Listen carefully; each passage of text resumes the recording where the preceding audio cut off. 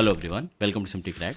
इस वीडियो में हम बात करेंगे कि सीजीएल 2024 में आपके लिए सबसे सूटेबल पोस्ट कौन सी होगी और आपको किस पोस्ट को टारगेट करना चाहिए।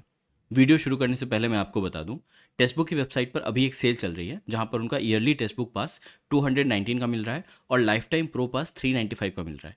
इस पास से आप सिर्फ एसएससी ही नहीं, इंडिया में होने वाले किसी भी गवर्नमेंट एग्जाम के टेस्ट दे सकते हैं और ये उनकी टेस्ट सीरीज़ की one of the lowest prices है। तो परचेज करने के लिए आप मेरा कोड आलोक यूज़ कर सकते हैं। इस पास को खरीदने का लिंक आपको डिस्क्रिप्शन मिल जाएगा, आप वहाँ से उसे खरीद सकते हैं। तो चलिए वीडियो शुरू करते हैं। अब जो कुछ भी मैं आपको इस वीडियो में बताऊंगा उससे आपका बहुत सा टाइम बचने वाला है। You will save your multiple years, क्योंकि एसएससी में ये बहुत कॉमन है। बच्चे इग्नोरेंस में, इंफॉर्मेशन की कमी के कारण और सोशल मीडिया के इन्फ्लुएंस में आके अच्छी रैंक लाकर भी गलत जॉब सेलेक्ट कर लेते हैं और फिर बार बार एग्जाम देते रहते हैं। तो इस वीडियो से आपको दो चीज़ें मिलेंगी। पहला, आपको क्लैरिटी मिल जाएगी कि आपको कौन सी पोस्ट को टारगेट करना है, और दूसरा, आपको अगर किसी पोस्ट को लेके मिसकॉन्सेप्शन है वो आपका खत्म हो जाएगा और आप खुद से डिसीजन ले पाओगे कि आपके लिए बेस्ट पोस्ट कौन सी है। अब एसएससी सीजीएल में 15 से भी ज़्यादा पोस्ट हैं, उनमें से कुछ पोस्ट के नाम मैं आपको यहाँ पे दे रहा हूँ। अब आप इनमें से कैसे डिसाइड करोगे कि आपके लिए बेस्ट पोस्ट कौन सी है? तो इसके लिए मैंने 4 पैरामीटर्स बनाए हैं। पहला, सैलरी या पर्क्स के बेसिस पे। दूसरा, पावर या सोशल रिस्पेक्ट। तीसरा, लोकेशन। और चौथा, जॉब प्रोफाइल। तो चलिए एक एक करके इन पैरामीटर्स को डिस्कस कर लेते हैं। सबसे पहले बात आती है सैलरी और पर्क्स की। तो सैलरी तो देखो आपको ग्रेड पे के हिसाब से मिलनी है, वो तो सबकी सेम होती है। बात आती है पर्क्स की, तो किसी जॉब में ये पर्क्स थोड़े कम मिल सकते हैं आपको, किसी जॉब में थोड़े ज़्यादा मिल सकते हैं। लेकिन आप ये समझो कि सैलरी या पर्क कोई प्राइमरी क्राइटेरिया नहीं हो सकता अपनी जॉब को सिलेक्ट करने का, क्योंकि जो जॉब आप सिलेक्ट करोगे वो आप 30 से 35 साल करने वाले हो, तो उसमें पर्क्स को देख के आप जॉब सिलेक्ट नहीं कर सकते।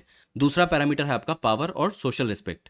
तो देखो, इंडिया में ये जो पावर का कॉन्सेप्ट है वो सही मायनों में सिर्फ पॉलिटिशियंस के पास है, और ये बात आपको क्लियरली समझ में आनी चाहिए।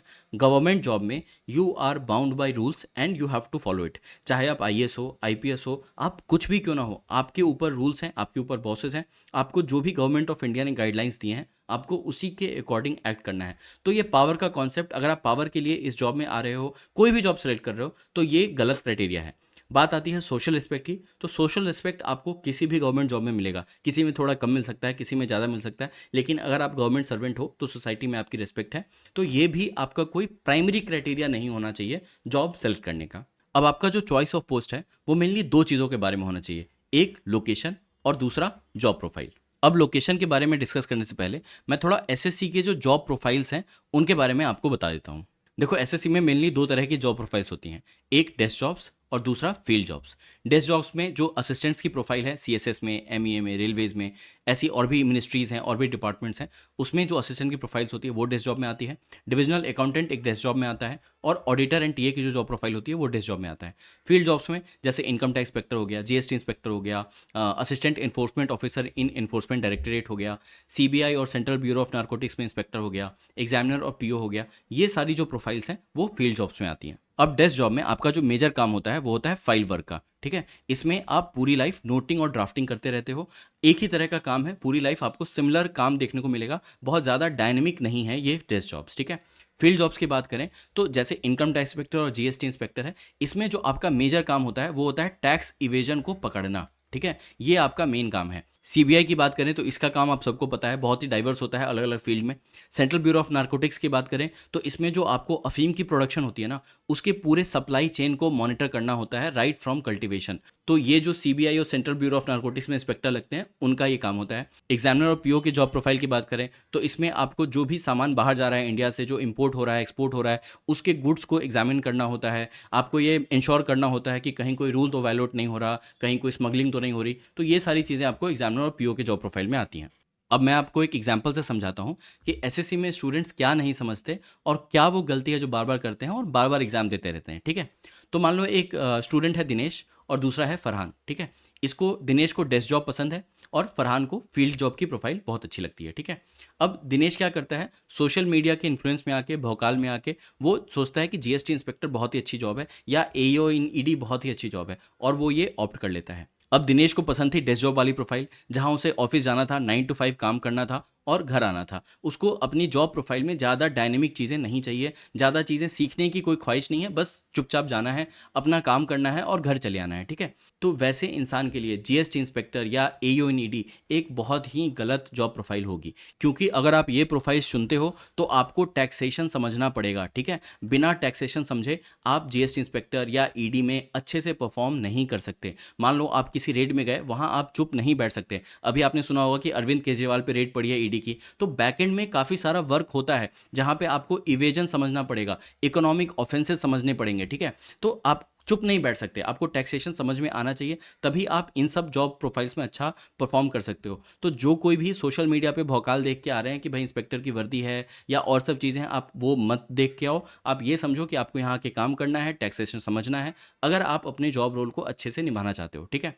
अब बात करते हैं फरहान की। तो फरहान ऐसा बंदा है जिसे फील्ड जॉब की प्रोफाइल पसंद है। जैसा मैंने आपको यहाँ पे अभी बताया कि आपको टैक्सेशन सीखना पड़ेगा, तो जीएसटी की जो जॉब प्रोफाइल है उसमें आपको जीएसटी अच्छे से सीखने में अराउंड 10 साल का समय लग जाएगा, और इसमें हमेशा अमेंडमेंट्स आते रहते हैं, एक्ट्स आते रहते हैं, तो आपको पढ़ना पड़ेगा। प्लस जॉब प्रोफाइल भी बहुत डायनेमिक है, कभी आप ऑडिट में काम कर रहे हो, कभी आप रेट्स पे जा रहे हो, कभी आप इंटेलिजेंस गैदर कर रहे हो, तो बहुत ही डायनेमिक जॉब प्रोफाइल है। ये आपकी 9 to 5 जॉब नहीं है, ठीक है। Over a career span of 30-35 years आप काफ़ी सारे जॉब रोल्स, जॉब प्रोफाइल्स में काम कर लोगे। तो वैसा बंदा अगर एमईए या सीएसएस जैसा जॉब प्रोफाइल सेलेक्ट कर लेता है तो आप डेफिनेटली बोर हो जाओगे, आपको ये जॉब पसंद नहीं आने वाली। इसीलिए मैंने आपको स्टार्टिंग बताया कि आपको सैलरी या पर्क्स देख के डिसीजन नहीं लेना अपनी जॉब प्रोफाइल का। अगर आप कोई बच्चा एमईए सेलेक्ट कर लेता है, भाई वो फॉरेन जाने वाला है, आप फॉरेन जा सकते हो कि नहीं जा सकते हो अपने फैमिली को छोड़ के, आपको ये भी सोचना है।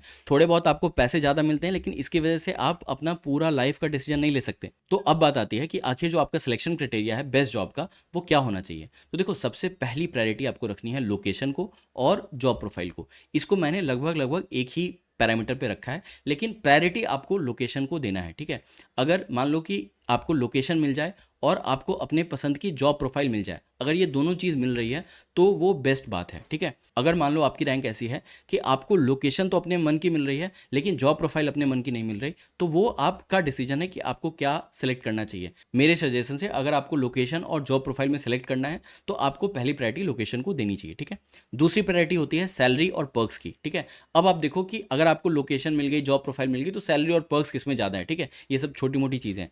तीसरी प्रायोरिटी पे आपको रखना है पावर और सोशल रिस्पेक्ट, क्योंकि जैसा कि मैंने आपको ऊपर बताया कि आप बाउंड बाय रूल्स हैं, ऐसी कोई खास पावर है नहीं। जो आपका काम करने का एरिया है उसमें आप अपनी पावर जरूर दिखा सकते हो, लेकिन इससे बहुत ज़्यादा फर्क नहीं पड़ता। आप बाउंड बाय रूल्स हैं, कोई आपके पास इमेंस पावर नहीं आ जाती, अनलिमिटेड पावर नहीं आ जाती, ठीक है। और सोशल रिस्पेक्ट भी मैंने आपको क्लियर कर दिया। तो ये क्राइटेरिया है जो आपको ध्यान में रखना है जब आप अपने लिए पोस्ट का टारगेट बना रहे हो, ठीक है। मैं आपको अपना ओपिनियन बता देता हूँ। ये जो डेस्क जॉब्स की प्रोफाइल है उसमें जो डिविजनल अकाउंटेंट की प्रोफाइल है ये बेस्ट जॉब होती है मेरे अकॉर्डिंग। और फील्ड जॉब्स की बात करें तो जीएसटी इंस्पेक्टर की जो जॉब प्रोफाइल है ये बेस्ट जॉब है। इसका रीज़न है कि इसमें आपको बेस्ट ऑफ बोथ वर्ल्ड्स मिलता है। आपको फील्ड जॉब और डेस्क जॉब, इन दोनों का ही बेस्ट कॉम्बिनेशन आपको जीएसटी इंस्पेक्टर में मिलेगा। अब अगर किसी की स्पेशल ख्वाहिश है सीबीआई में काम करने की, सेंट्रल ब्यूरो ऑफ नारकोटिक्स में काम करने की, ईडी में काम करने की, तो डेफिनेटली आप जा सकते हो। ये मैं आपको अपने अकॉर्डिंग बता रहा हूँ, ठीक है। अब किसी को एमईए में जाना हो सकता है, किसी को फॉरेन घूमना हो सकता है, तो डेफिनेटली ये एक बहुत अच्छी जॉब है, आपको वो चूज़ करना चाहिए। तो होपफुली इस वीडियो के बाद आपके मन में कोई डाउट नहीं रहेगा कि आपको कौन सी जॉब को टारगेट करना चाहिए, ठीक है। ये मैंने आपको कट ऑफ भी दे दी है, आप देख सकते हैं सीजीएल 2023 और सीजीएल 2022 में कुछ पोस्ट की कट ऑफ जो यूआर कैटेगरी के लिए गई थी, आप इस स्कोर को टारगेट कर सकते हैं। अगर आपको इस चैनल कंटेंट पसंद आता है तो प्लीज़ चैनल को सब्सक्राइब करें। Thank you.